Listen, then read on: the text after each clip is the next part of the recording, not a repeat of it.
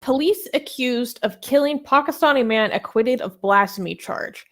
So this is like pretty tragic. On July 2nd, Mohammed Waqas, who was recently released from prison after being acquitted and cleared of blasphemy charges, was attacked and killed by a police constable.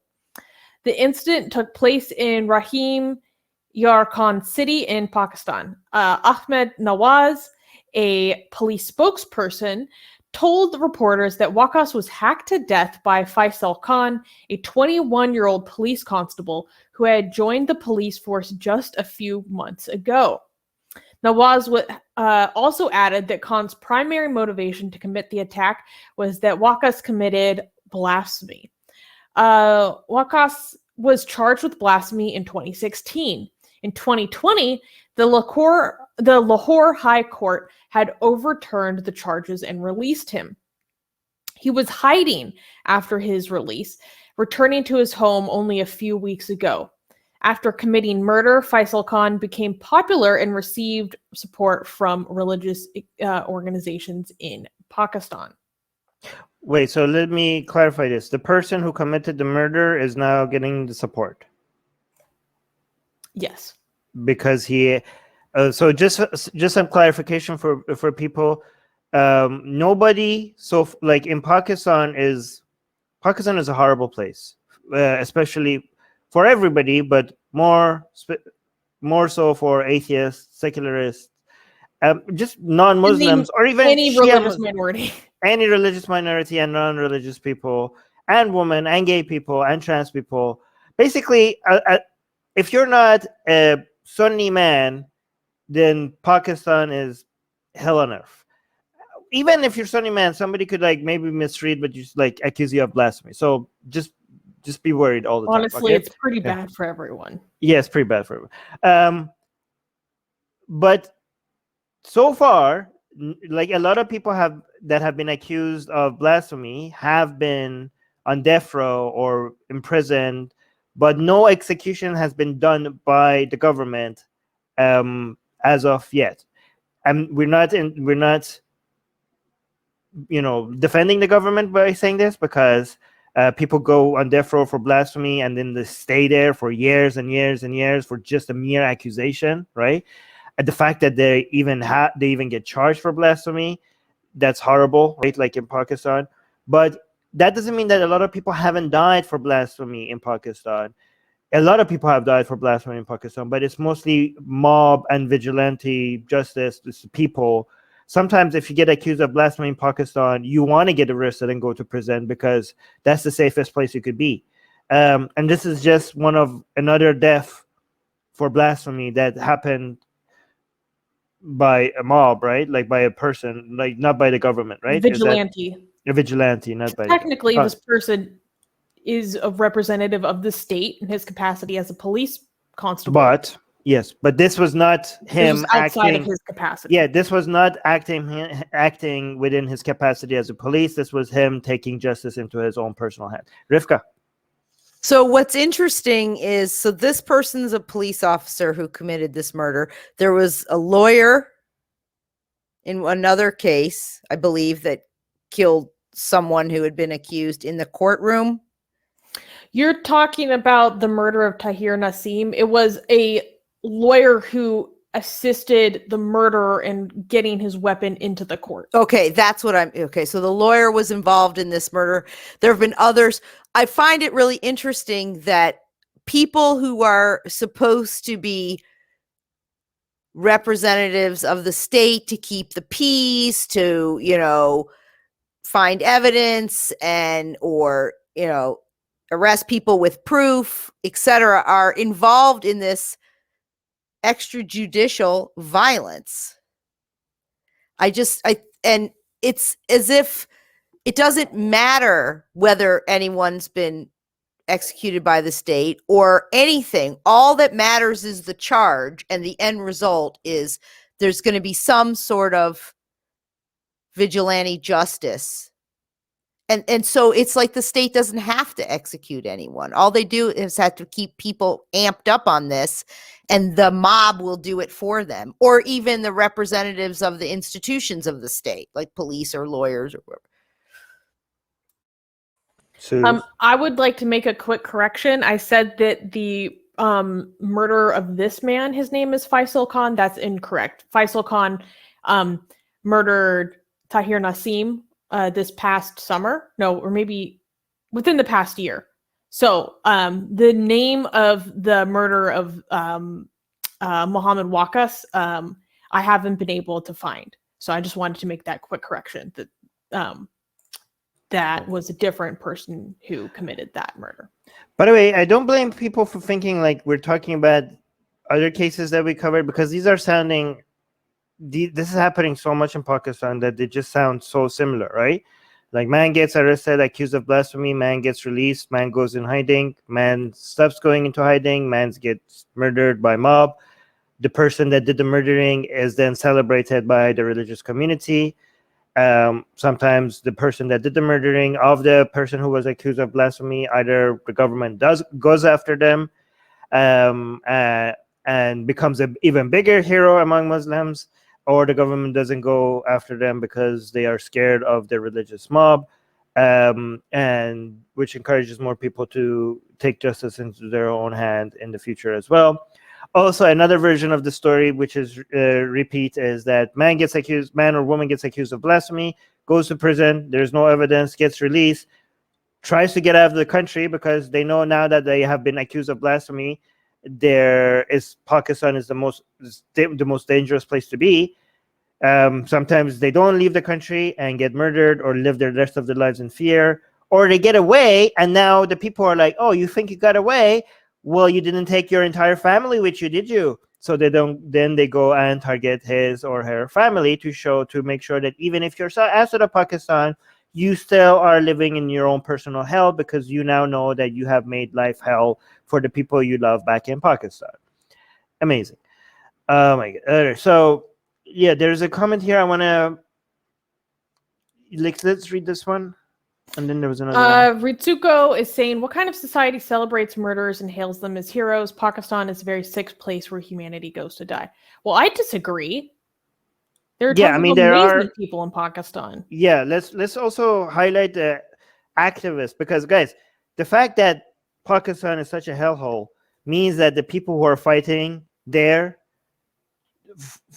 for secular activists, atheist activists, human rights activists, that means that they are the world's greatest heroes. That they, like, it's easy for somebody in Canada to sit down in front of a camera and say like, hey, human rights is great, but to be there in Pakistan and actively put your life at risk to fight for these things, that the worst places on the planet are also the place where you're going to find the greatest people, the people who actually take the greatest risk for the sake of humanity, right? So let's make sure that we also highlight those Pakistanis as well. Well, yeah, and I mean, I also just talked to so many people, particularly young people who live in Pakistan, and like they have such a desire for such a better society. Like, they want Pakistan to be a much safer place. They want it to be a more tolerant place, like, because they have such a love for the people around them and their communities. Like, they value, education and skepticism and science, and have such a passion for, like, some of the most passionate people towards those subjects that I've ever met, because it is something that they have such a thirst for in their own life. And so it's always important to highlight that this isn't representative of everyone that is there, but it is an endemic problem. And here Ritsuko is highlighting how these are often misused allegations. So, don't like your boss, accuse him of blasphemy. Hate that Christian or Hindu dude who doesn't bend to you, blasphemy. Want to see someone's house, blasphemy. Unfortunately, yeah, there is a lot of instances of people using these accusations to get one over on people that they have a personal disagreement with. I mean, why wouldn't you expect that? Like when it's so easy to get somebody in trouble by accusing them of blasphemy. Like all I have to do in Pakistan is borrow a ton of money from Suze. Okay, like let's say me and Suze are in Pakistan, right? I borrow a lot of money from Suze, and then she comes back for her money. I'm like, I'll accuse her of blasphemy, and I give some money to Rivka to take my side. So we have two people that are accusing independently, are accusing Susanna of blasphemy, and there we go, free money. Let's read this one. I agree with Armin. I'm not talking about the secular humanist activists, the secular human rights activists in/from Pakistan. I was talking about the general society and present. The latter makes me sick to my gut. Yeah, read this one. The rabid atheist. I imagine that there is an underground movement to make Pakistan better, but with the current government, they would have to be very covert. Yeah, but let's also remember that the people who are doing this throughout history, like we have had really bad situations that against all hope and all odds, there are some people who didn't give up, and eventually their struggles paid off, right? So, let's not dismiss the people who are trying to do the groundwork in saving Pakistan, right? So, I'm not saying you guys are, by the way. I'm just saying, like, I mean, let me be honest. I get tempted to give up on Pakistan so many times, right? But we have to struggle not to, right? Anyways, you want to say something? I think one of the big problem with Pakistan is just like a desperate need for better civil infrastructure. If there was better civil infrastructure to support the population, there would be less of a need to depend on madrasas for welfare programs to help alleviate people's hunger and need for education and assistance with poverty, right? Like if there was more civil infrastructure for those things, a major pathway towards radicalization in Pakistan would be greatly cut, or people would be disincentivized from participating in it if they had more options. So we need... Sorry, that was kind of a rant because I was watching a documentary about Islamism in Pakistan recently. Rivka? Yeah, I mean, absolutely. I mean, I think it was Christopher Hitchens who said, the way to eradicate poverty is empowerment of women. He was quoting someone else, but yeah, I mean, when the economy is doing better, when people have more options, when the electricity doesn't have a blackout, when your kid can go to school, all these things, a lot of this resentment and anger towards your neighbors. I mean, it's a fact throughout history. When you look at, during the Inquisition, during the Salem witch trials, all of these people were using it to gain resources or for vengeance or any of these things. But then when people do better, oftentimes some of that is mitigated. They say like a rising tide is raises all boats. So when you're doing well, there isn't as much of an incentive to covet or to blame or to look for a scapegoat, often through the government. And that's what I meant about the government doesn't have to do it. They get people to do it for them. So if people are worrying about the guy who, insulted Muhammad, they're not worrying about what the government is not doing for them or the money that they're stealing from them. That's a tactic. That's a very salient point, Rivka. It's a very... It distracts from criticizing the more powerful authority. It's the divide and conquer thing that people in power have been using for millennia.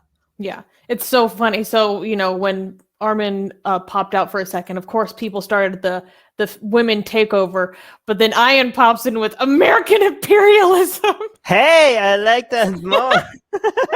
And then Murtad Skeptic is saying, put women in power, and then the only man disappears. Did you guys just assume? No, never mind. Hey guys, if you're a fan of Blasphemy and Sexy Callie, like me, then you need to be sure to subscribe to our newsletter, link in the description below. Because if you subscribe, we will send you a free copy of our Blasphemous Art ebook. And let me tell you, it is the tastiest blasphemy that you can find anywhere available today. And we are so generous with our blasphemy that we continue to send you more blasphemy every week. So make sure to subscribe, link in the description below.